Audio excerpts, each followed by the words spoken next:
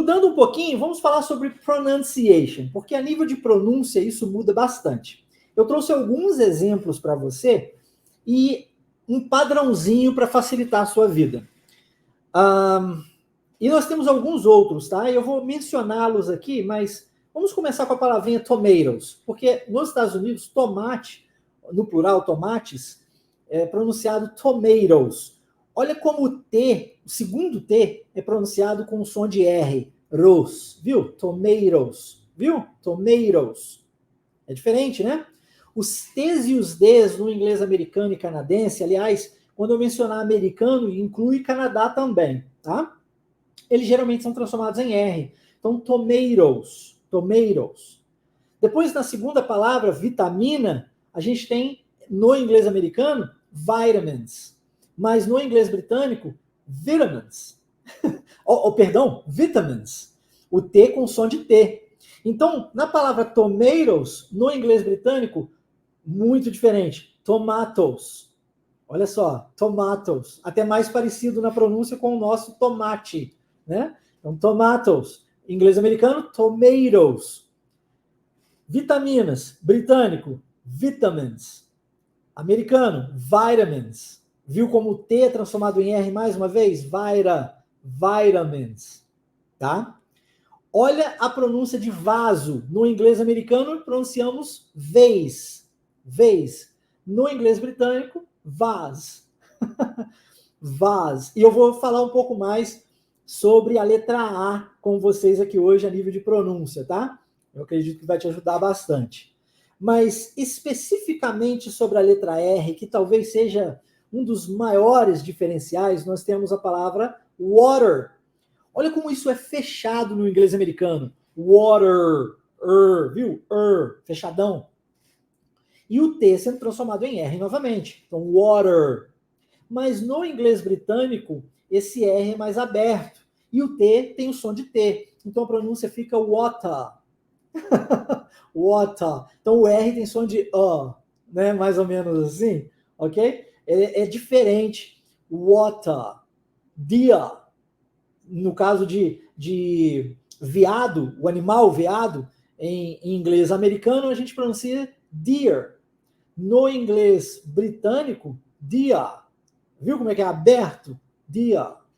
Então, quando você encontrar esse R, principalmente no finalzinho das palavras, você já sabe, no inglês americano a gente fecha essa pronúncia. No inglês britânico a tendência é você abrir isso, tá? Water, deer, mais aberto.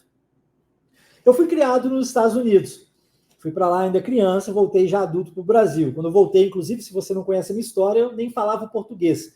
Eu sei que hoje eu tenho muita fluência, mas lá se vão 25 anos da minha história residindo no Brasil. Portanto, já adquiri toda essa habilidade linguística no português para conversar contigo aqui agora, naturalmente, sem sotaque algum. Mas, inevitavelmente, por ter sido criado nos Estados Unidos, eu sofro da influência do inglês americano. É claro.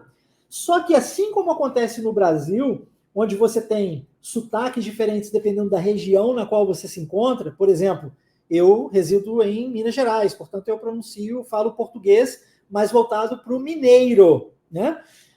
Nos Estados Unidos isso também acontece. Como eu fui criado no estado de New Jersey, a minha pronúncia é também mais de New Jersey. Tanto é que quando eu encontro um americano, aqui no Brasil, por exemplo, e a gente começa a conversar em inglês, antes mesmo de eu falar, o americano me pergunta, você é de New Jersey, não é? You're from Jersey, right? Porque a minha pronúncia vem de lá, é o sotaque, entende? Você escuta um carioca falar, você identifica. Você escuta um mineiro falar, você identifica. Você escuta um paulista falar, você identifica. Não é assim? Nos Estados Unidos acontece a mesma coisa. E isso vai acontecer nas diversas partes do mundo. Porque o mundo fala inglês, mas os países nos quais a língua mãe é o inglês, você verá diferenças. Você perceberá, por exemplo, que o inglês da Nova Zelândia é diferente do inglês da Austrália, apesar de serem muito parecidos. Mas perceberá, inclusive, por exemplo, que o inglês da Índia, que também possui inglês como língua principal, é diferente do inglês da Escócia, que é diferente do inglês da Irlanda, que é diferente do inglês da Inglaterra, apesar de todos estes países falarem inglês britânico, ok? Basicamente, quando você está tratando de inglês britânico, o R ele não é pronunciado, exceto quando nós temos uma vogal em seguida. Então, eu trouxe o exemplo aqui, ó. I parked my car in the garage. No caso do inglês americano, a gente tem esse R fechado, né? Car, tá? No inglês britânico, você já sabe, é car, dear, water, aberto. Quando você tem uma consoante, uma vogal, som de uma vogal, e é o som que importa, logo em seguida, a gente vai linkar e aí sim ele será pronunciado. Karen, ok?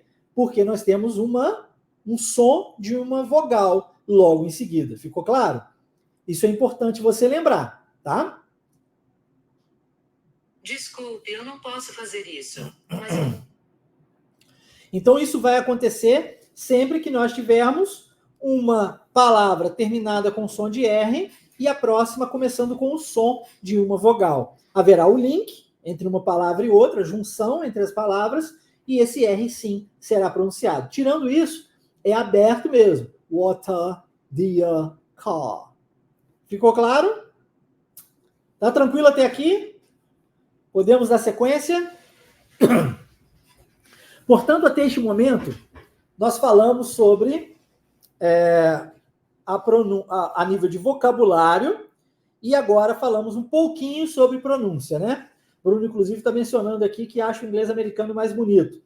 Cada qual possui o seu próprio gosto, né? E gosto a gente não discute. Tem gente que prefere inglês britânico, tem gente que prefere inglês americano.